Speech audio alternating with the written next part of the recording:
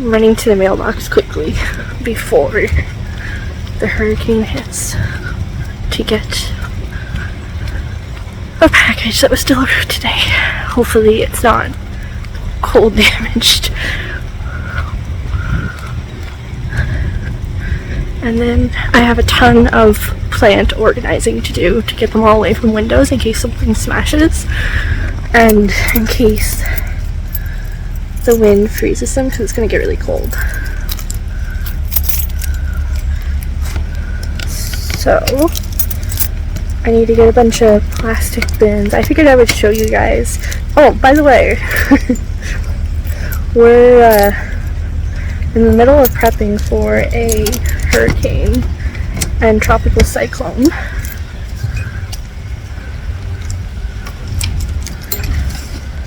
That's not mine.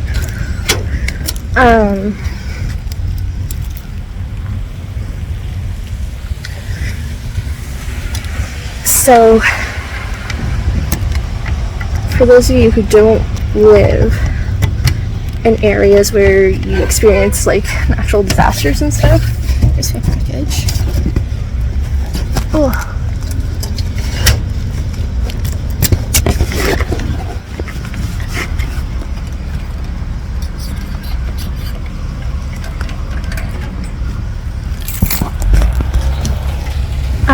Those of you who don't experience natural disasters because of where you live, we typically have very, very short period of time of warning to prepare. So everything is kind of last minute, and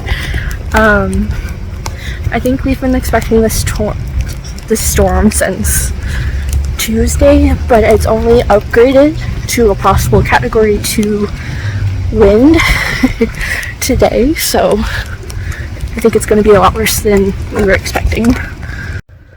Okay, so I figured since I'm picking up the package, I may as well do the unboxing now really quickly before I have to find a place for hundreds of plants that is not within range of a window. But like I was explaining, if you don't live in a place that has hurricanes, it's extremely high wind, there's flooding, there's huge waves. I think the two worst ones that have affected us in the past was Katrina and Juan. Juan was one that actually had a death toll in my area. I live in Atlantic Canada, so when the hurricanes come up, they travel along the water and then go over the top of us, typically. Fortunately, where the island is positioned, the hurricane does have to pass over water to get to us, and when it goes out over water it tends to cool, and then it slows it down and kind of makes it not as severe, so we don't get, like, I don't want to say we don't get bad hurricanes, because we do, and people have lost their lives, and there has been, hundreds of millions of dollars in damages and a lot of recovering from hurricanes and tropical storms and all that, but in comparison to some places that have to rebuild every single year, we're very fortunate in comparison to that, that we don't live in an area where we do get more serious storms. Something that's a little bit scary about this one is that it's predicted to be the worst one in history that we've ever had. So it's big. I don't know how accurate this is, but someone told me that it's going to be the severest one we've had since the 1800s, or one that was recorded in the 1800s anyway. And so the thing with hurricanes is that the winds are so high that they're very, very dangerous. And this, like our last one, I think it was Dorian, was our last hurricane that we experienced. And when Dorian hit, there was a lot of homes that didn't have perfectly sealed windows, or maybe a broken window or something like that. Or if a window smashes during the storm, which is pretty common, the wind can get into the building, and then it literally just rips the entire house apart.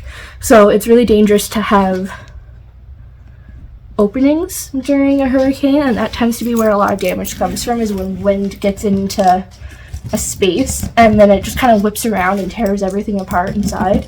I'm having a horrible time opening this with my keys. I might have to get scissors.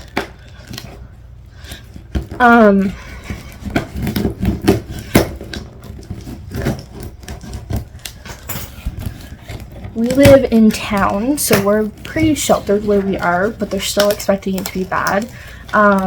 Where my family is from and where I grew up, they get it quite bad there. They live right on the water, so we actually just received an emergency alert that the hurricane hasn't hit yet. It's not hitting until tomorrow sometime.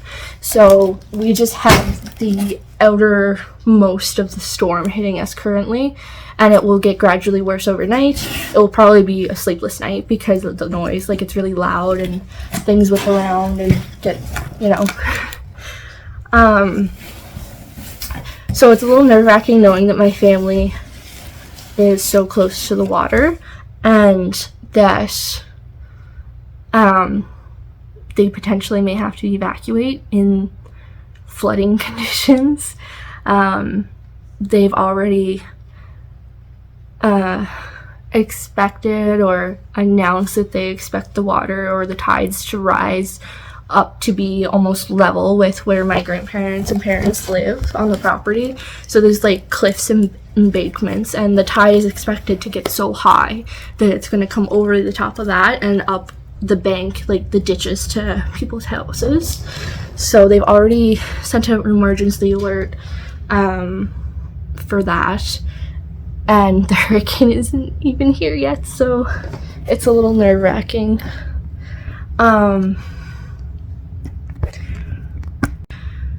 But I think we'll be okay. It's scary to think about what could happen. And like I said, we're very fortunate, so it always makes me feel bad to be like complaining and like talking about it, but at the same time it is really scary. And I have OCD, and I have natural disaster related OCD fears.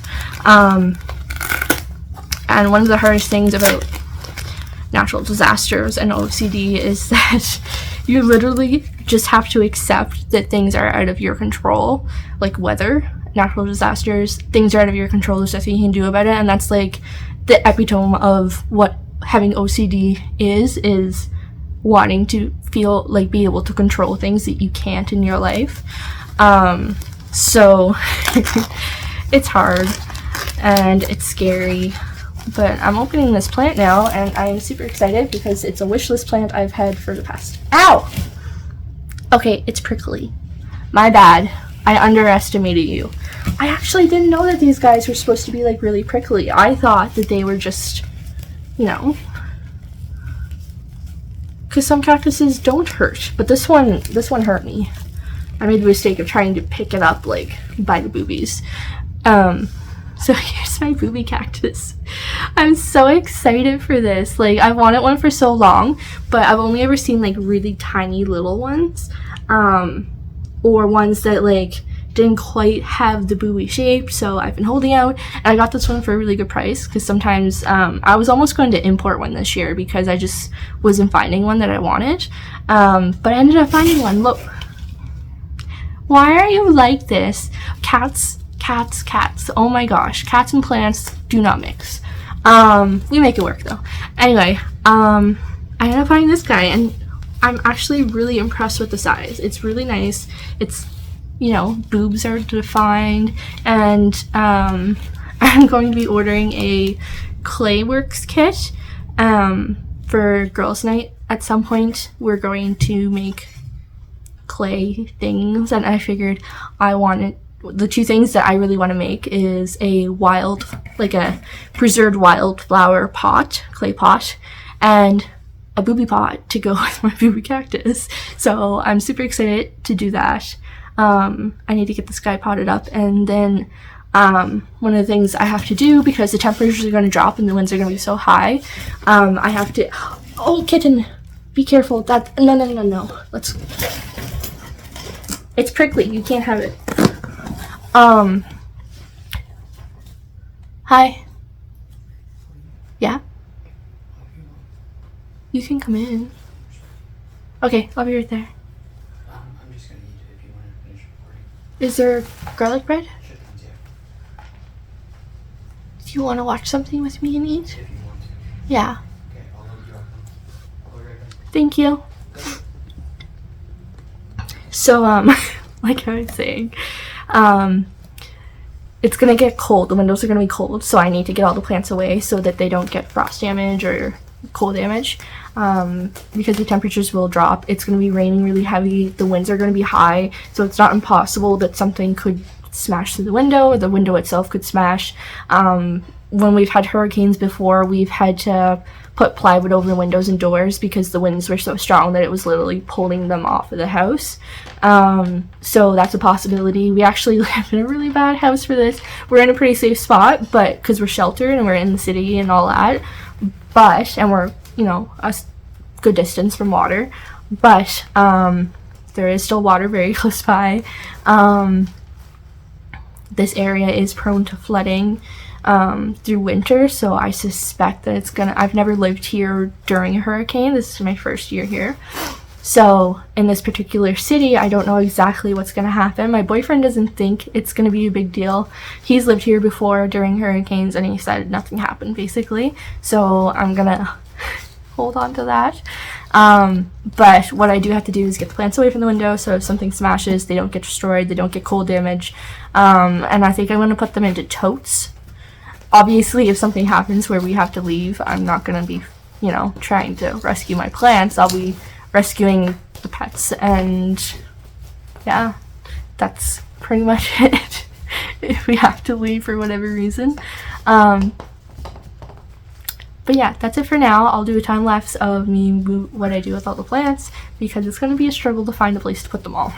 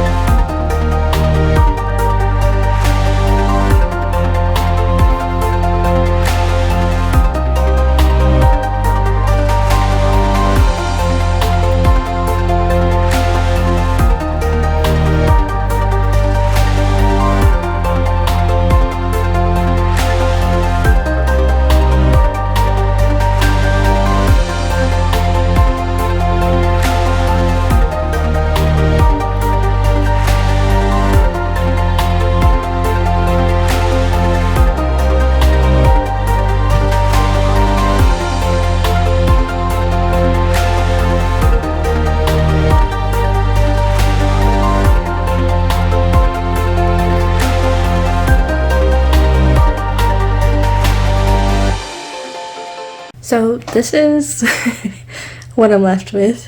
It's very empty. I have to clean up a lot of soil. But basically all that's left are these hanging plants off the curtains. I have to get a ladder to take those down and find somewhere for them to go. That pothos is dead, so I don't really care about it. I just left it there. And then for these big guys, I don't really have anywhere to put them that's not going to be near a window. So I think they're just no better off anywhere else, I don't think, so I'm just going to leave them there. And then these guys I had to find a space for. They need something to kind of lean up on because they're so tall. But yeah, I have some stuff, a bunch of stuff over here. I packed some over here. I have some in this bin, and then pretty much everything else is downstairs in the grow tent. So I think that's it.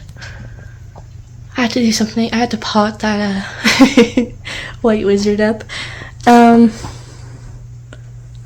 But yeah, that's pretty much it for this video. Thank you guys for watching. I'll probably be doing lots of storm uploads because I'll have nothing to do but plant care once the power goes out. Hopefully there'll be enough light to do stuff. But anyway, thank you guys for watching, and I'll see you in the next video.